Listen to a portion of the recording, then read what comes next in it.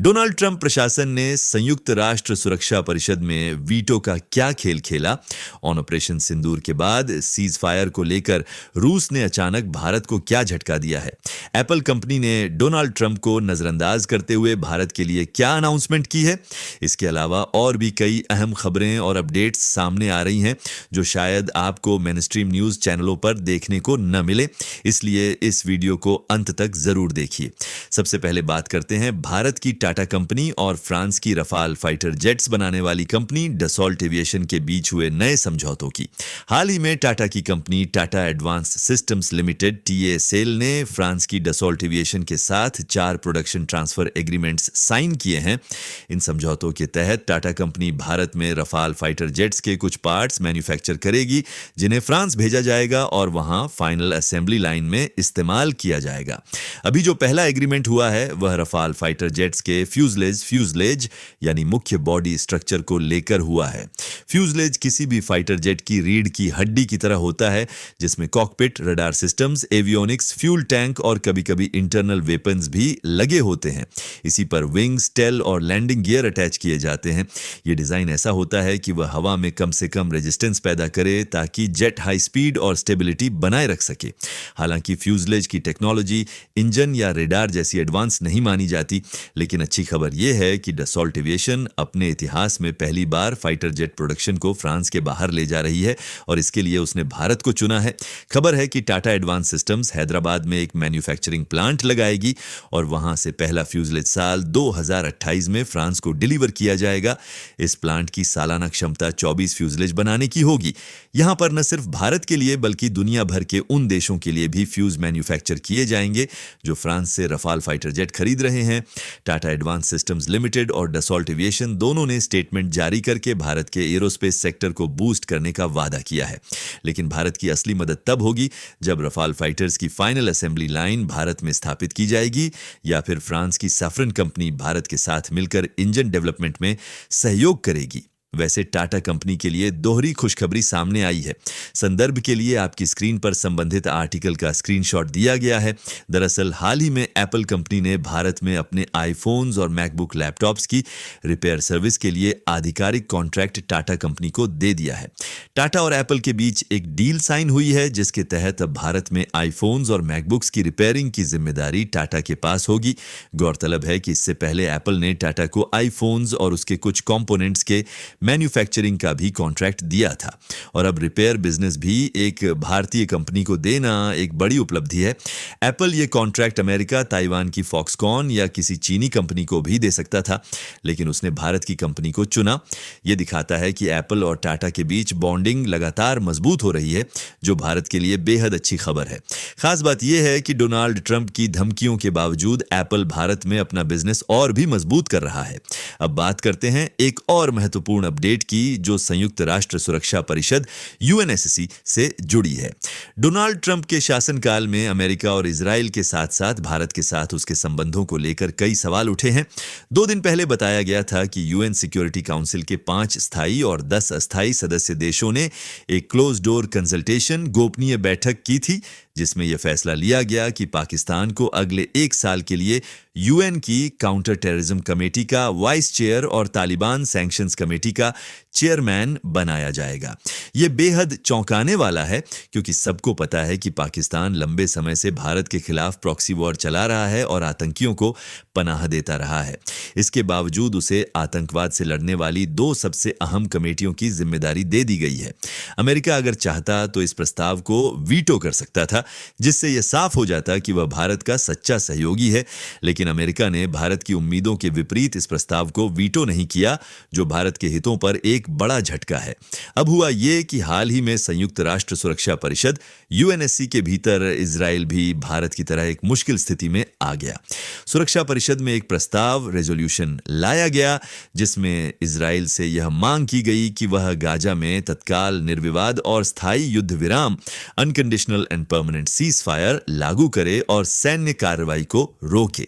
जैसे ही यह resolution UNSC के 15 सदस्य देशों यानी 5 स्थायी और 10 अस्थायी सदस्यों के सामने रखा गया, 14 देशों ने इस प्रस्ताव के पक्ष में मतदान किया, जिनमें ब्रिटेन, फ्रांस और रूस भी शामिल थे। लेकिन इन सभी की कोशिशों पर अमेरिका और डोनाल्ड ट्रंप प्रशासन ने अकेले वीटो लगाकर पानी फेर दिया। अमेरिका के वीटो के कारण यह रेजोल्यूशन 1 से 14 के अनुपात में खारिज हो गया। अमेरिका ने वीटो करते हुए कहा कि वह ऐसा कोई भी प्रस्ताव स्वीकार नहीं करेगा जिसमें हमास की कार्रवाइयों की निंदा न की गई हो। अमेरिका का कहना था कि जब तक हमास हथियार नहीं डालता और गाजा छोड़कर नहीं जाता, वह इजराइल का समर्थन करता रहेगा और ऐसे प्रस्तावों को लगातार वीटो करता रहेगा। काश जो समर्थन डोनाल्ड ट्रंप प्रशासन और अमेरिका आज इजराइल को दे रहे हैं, वही समर्थन अगर भारत को मिलता तो शायद आज पाकिस्तान को आतंकवाद विरोधी समिति का अध्यक्ष न बनाया गया होता। अब अगला अपडेट रूस को लेकर है।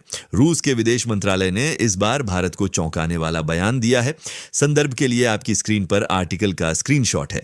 दरअसल हाल ही में डोनाल्ड ट्रंप और व्लादिमीर पुतिन के बीच एक टेलीफोनिक बातचीत हुई थी। रूस सरकार ने प्रोटोकॉल के अनुसार इस बातचीत का एक रीडआउट आधिकारिक विवरण जारी किया है। इस रीडआउट में रूस सरकार ने कहा कि दोनों नेताओं ने कई अंतर्राष्ट्रीय मुद्दों पर चर्चा की, जिनमें भारत और पाकिस्तान के बीच हुए सशस्त्र संघर्ष, आर्म्ड कॉन्फ्लिक्ट का जिक्र भी शामिल था। रीडआउट के मुताबिक यह संघर्ष डोनाल्ड ट्रंप की व्यक्तिगत दखलंदाजी के कारण रुका। रूस ने ट्रंप और व्हाइट हाउस की भाषा दोहराते हुए इस बात पर मुहर लगा दी कि भारत पाकिस्तान का संघर्ष ट्रंप की इन्वॉल्वमेंट से खत्म हुआ।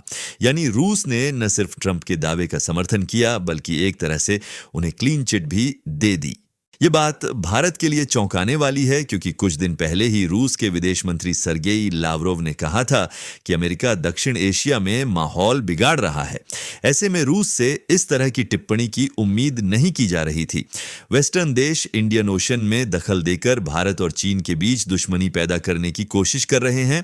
वहीं अमेरिका साउथ एशिया की शांति को भंग करना चाहता है और भारत को एक मोहरे की तरह इस्तेमाल कर रहा है। लेकिन सवाल यह उठता है कि अगर अमेरिका वाकई इतना ही खराब है तो फिर रूस ने डोनाल्ड ट्रंप के सीज फायर करवाने के दावे पर अपनी मुहर क्यों लगा दी, वो भी भारत के खिलाफ जाकर। जबकि रूस भली भांति जानता है कि भारत सरकार लगातार इस बात को साफ करती रही है कि डोनाल्ड ट्रंप का उस सीज फायर में कोई भी रोल नहीं था और भारत ने किसी के दबाव में आकर युद्ध विराम नहीं किया। यह मुद्दा भारत में भी काफी विवादास्पद रहा है। इसके बावजूद रूस ने अमेरिका के बयान का समर्थन कर दिया। अब यह बात तो मेरी समझ से बाहर है कि रूस समय समय पर ऐसा व्यवहार क्यों करता है, परंतु इसे ही अंतर्राष्ट्रीय कूटनीति कहते हैं, जहां स्थायी दोस्त नहीं होते, सिर्फ हित होते हैं। अब अगला अपडेट है भारत और अर्मेनिया को लेकर। जैसा कि आप जानते हैं, अर्मेनिया ने हाल के वर्षों में भारत से कई महत्वपूर्ण डिफेंस डील्स साइन की हैं।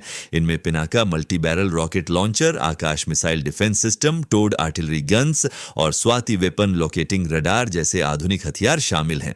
खबरों के अनुसार वर्ष 2022 से अब तक अर्मेनिया ने भारत से करीब 1 अरब 500 करोड़ से अधिक की डिफेंस खरीदारी की है। भारत और अर्मेनिया के बीच अब भी नियमित बातचीत जारी है और नई डील्स को लेकर भी चर्चाएं चल रही हैं। इसके बाद एक चौंकाने वाला अपडेट आ रहा है जिम्बाब्वे से। भले ही इसका भारत से सीधा संबंध न हो, लेकिन इसका असर वैश्विक सोच पर जरूर पड़ रहा है। दरअसल जिम्बाब्वे सरकार ने हाल ही में ऐलान किया है कि देश में हाथियों की आबादी इतनी अधिक हो गई है कि वे अब उन्हें मारकर उनका मीट स्थानीय लोगों में बांटेंगे।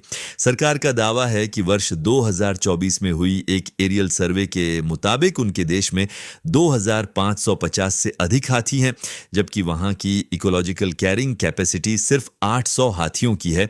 अत्यधिक हाथियों की वजह से वाइल्ड लाइफ हैबिटेट संकट में आ गया है। सरकार ने बताया कि वे पहले ही 200 हाथियों को अन्य अफ्रीकी देशों में रिलोकेट कर चुके हैं, लेकिन अब उनके पास न संसाधन बचे हैं, न कोई अन्य देश उन्हें हाथी लेने को तैयार है। इसीलिए वे अब इन हाथियों को मारकर आम जनता में बांटने को मजबूर हैं। हर 24 घंटे में जियोपॉलिटिक्स में भारी उलटफेर हो रहे हैं और भारत के लिए नए चैलेंजेस खड़े हो रहे हैं, कोई देश अपने निर्णय से पीछे हट रहा है तो कोई ब्लैकमेलिंग पर उतर आया है। इन सभी अंतर्राष्ट्रीय हलचलों के बीच भारत भी किसी से पीछे न रहे, इसके लिए मोदी सरकार लगातार कोशिशें कर रही है।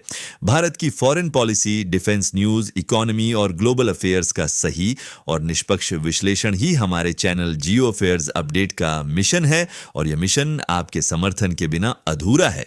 हम यहाँ हर महत्वपूर्ण मुद्दे को बिना किसी एजेंडा, पूरी सच्चाई और सरल भाषा में पेश करते हैं।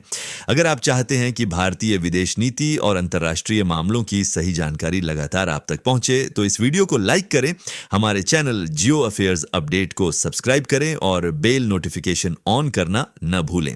आपका एक लाइक हमारे काम को बढ़ावा देगा और एक सब्सक्राइब सुनिश्चित करेगा कि आप कोई महत्वपूर्ण अपडेट मिस न करें। अगर आपने पहले ही हमें सब्सक्राइब कर लिया है, दिल से धन्यवाद। जय हिंद, वंदे मातरम।